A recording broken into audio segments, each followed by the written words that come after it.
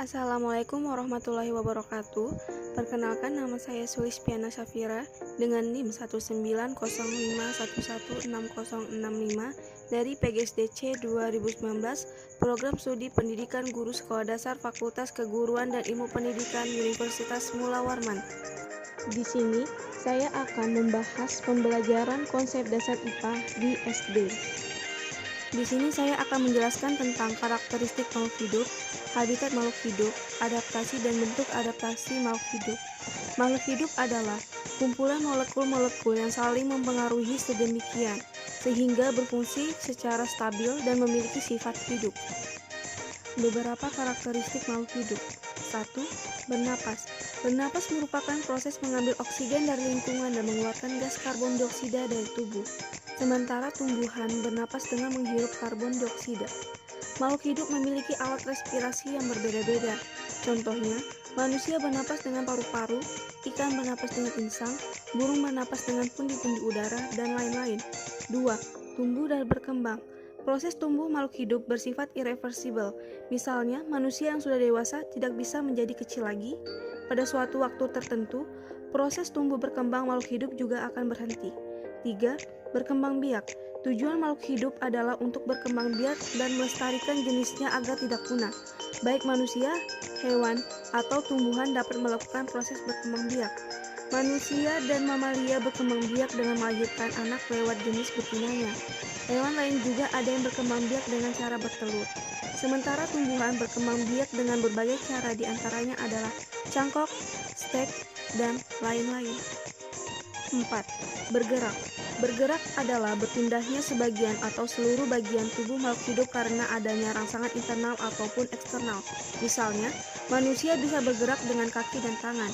Hewan mamalia bergerak dengan kaki, ikan bergerak dengan sirip, dan burung bergerak dengan sayap. Gerak batang menuju datangnya cahaya. 5. Mengukur zat-zat sisa.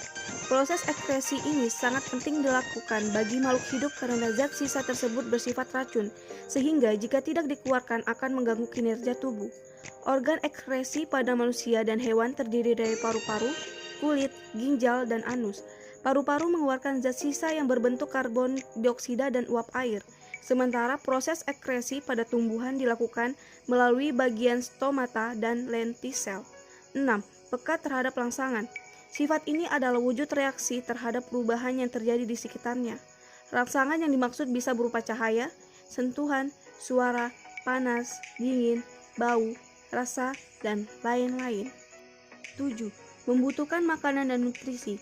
Makanan berfungsi untuk memenuhi kebutuhan nutrisi tubuh dan menambah energi untuk beraktivitas.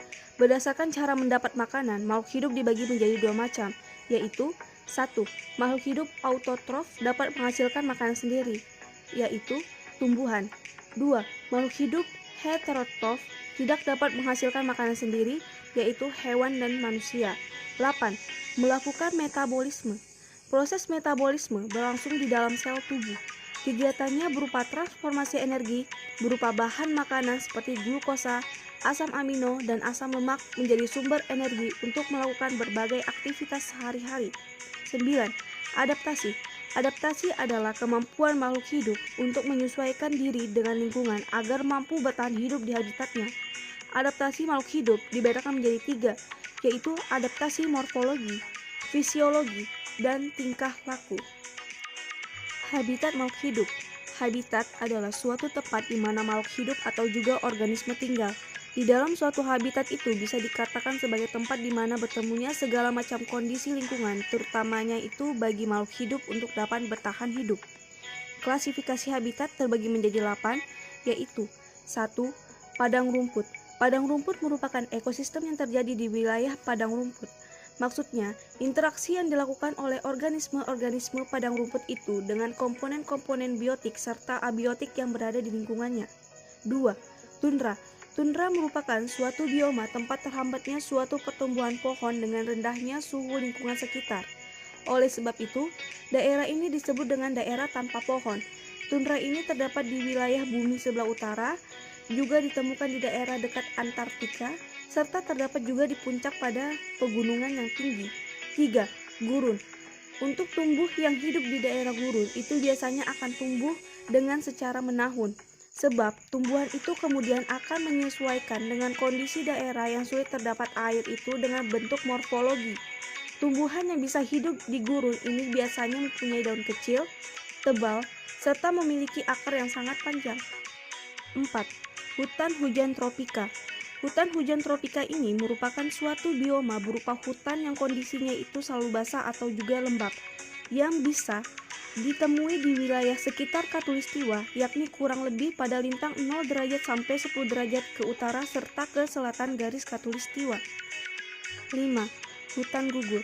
Hutan gugur adalah salah satu bioma yang berupa hutan yang terletak di wilayah yang memiliki iklim tropis serta subtropis.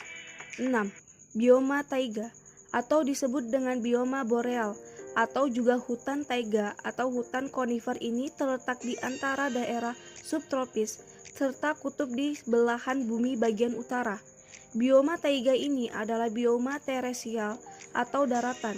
Bioma taiga ini juga terletak tepat di bawah bioma tundra. 7. Habitat air tawar. Habitat air tawar ini dapat dibagi menjadi dua jenis, di antaranya perairan mengalir atau lotik, serta perairan mengenang atau lentik. Perairan mengalir ini bergerak secara terus-menerus ke arah tertentu. Sedangkan untuk perairan mengenang, perairan yang masa airnya itu memiliki waktu singgah hanya sementara. 8. Ekosistem laut bisa juga disebut sebagai ekosistem bahari. Ini adalah ekosistem yang ada di perairan laut, yang terdiri dari ekosistem perairan dalam dan ekosistem pantai pasir dangkal atau litorial, serta juga ekosistem pasang surut. Peran dan fungsi dari habitat. Fungsi habitat yaitu 1. Tempat untuk hidup. Fungsi utama dari habitat ialah sebagai tempat hidup makhluk hidup.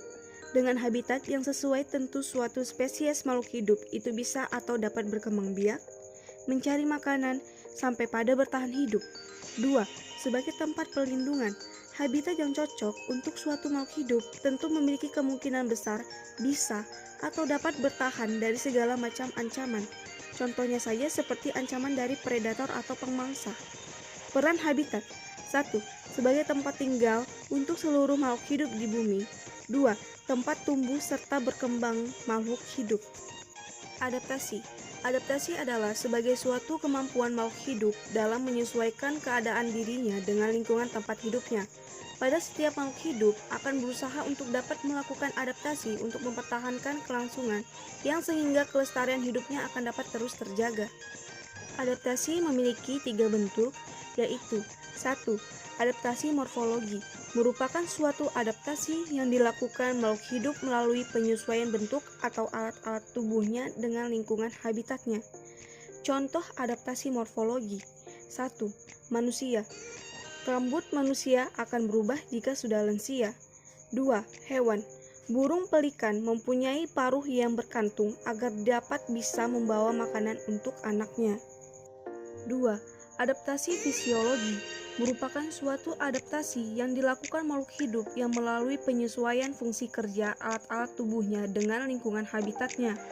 Contoh adaptasi fisiologi. 1. Manusia. Pada saat udara dingin, orang cenderung lebih banyak mengeluarkan urin. 2. Tumbuhan. Bau yang khas pada bunga dapat mengundang datangnya serangga untuk membantu penyerbukan. 3. Adaptasi tingkah laku merupakan suatu adaptasi yang dilakukan makhluk hidup yang melalui penyesuaian tingkah lakunya dengan lingkungan habitatnya. Beberapa contoh adaptasi di tingkah laku yaitu pohon jati yang mengukurkan daunnya saat kemarau, keladi yang meneteskan air untuk mengurangi kelebihan air, paus yang secara periodik muncul ke permukaan air untuk bernapas. Thanks for watching. Don't forget to subscribe, like, comment, and share my video. Wassalamualaikum warahmatullahi wabarakatuh.